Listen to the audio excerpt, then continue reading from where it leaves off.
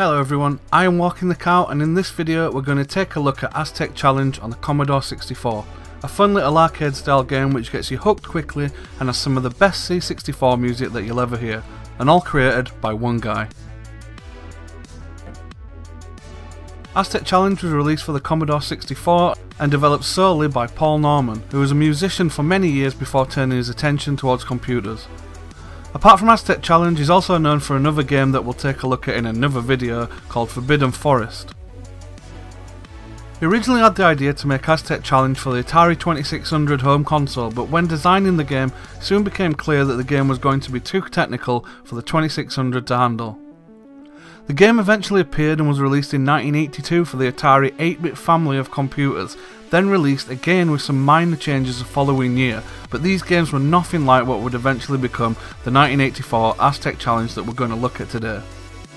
I read in an interview with Paul that publishers Cosme took over the company he was working for and basically bought him along with the office furniture.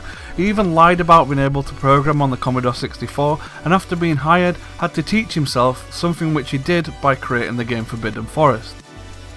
The first thing that strikes me with this game is the music. Before we even get anywhere near the game, there's the intro giving us that first taste of what's to come, and we'll be coming back to the music shortly.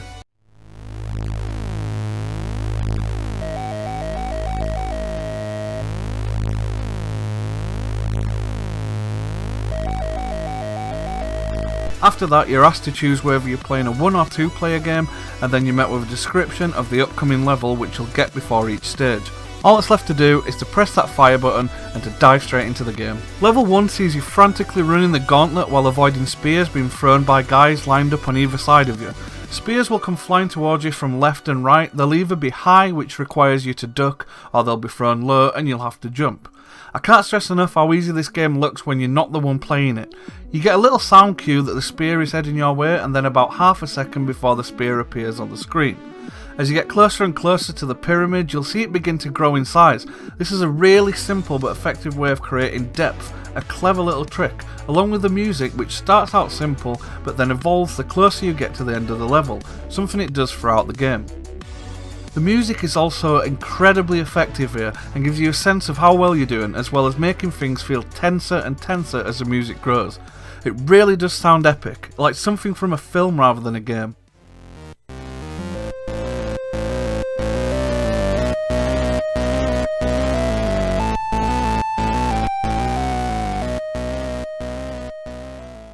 If I hadn't have known already, I'd have had to guess that Paul Norman was a musician, as the music in this game really is something special. No matter how many times you die in a level, you always start on the level you got to, kind of like a built-in continue. This comes in very useful and saves having to tediously go back to the beginning of the game if you've just spent ages getting to one of the later levels. On to level 2, and on level 2 as you climb in the stairs of the temple while avoiding bricks that look like giant fucking sugar cubes being thrown down at you from the top. This is by far the easiest level in my opinion. I couldn't figure out a specific pattern, but then again I don't think these blocks are just randomised, as there's always space for you to get through. You shouldn't ever have much trouble on this stage.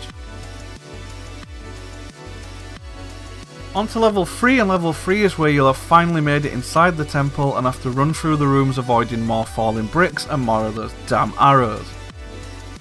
This level changes things up a little and switches the view to a side-on perspective. Your character is moving forward, so the way to control your character on this stage is just to press left to stop when you either see an arrow or a brick falling down.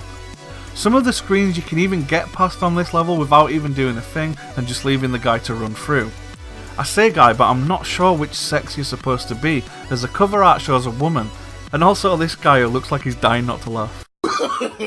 No.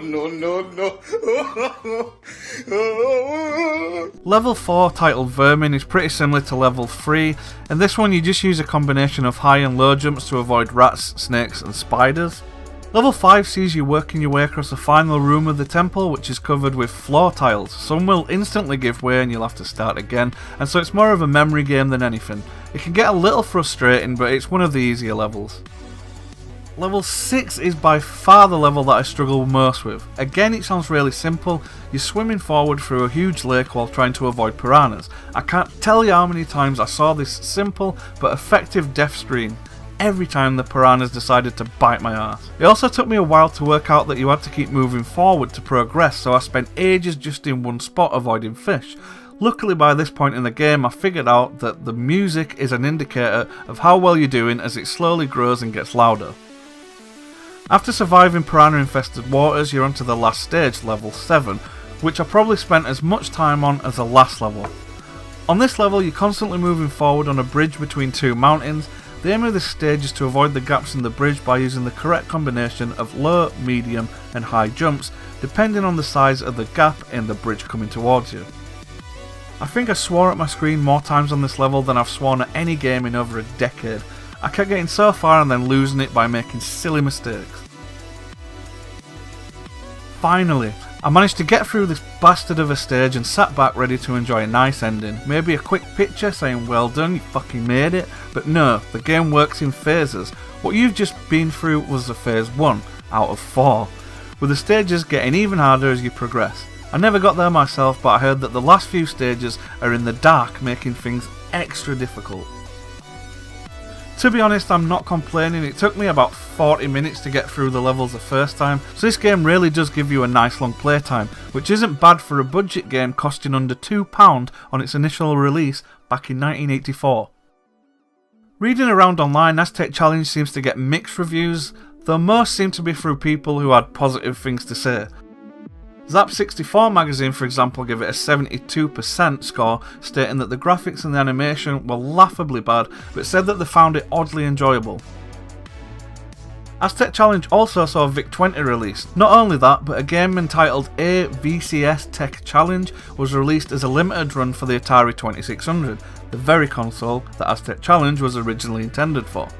And it doesn't end there, there's also a remake playable in your browser developed by the man himself, Paul Norman. I'm going to leave you with the remake of Aztec Challenge from 2003 called Azteca, Queen of Quetzalcoatl. My name's Walking the Cow, I hope you enjoyed this video, subscribe if you'd like to see more videos like this, and as always, thank you very much for watching and I'll see you next time.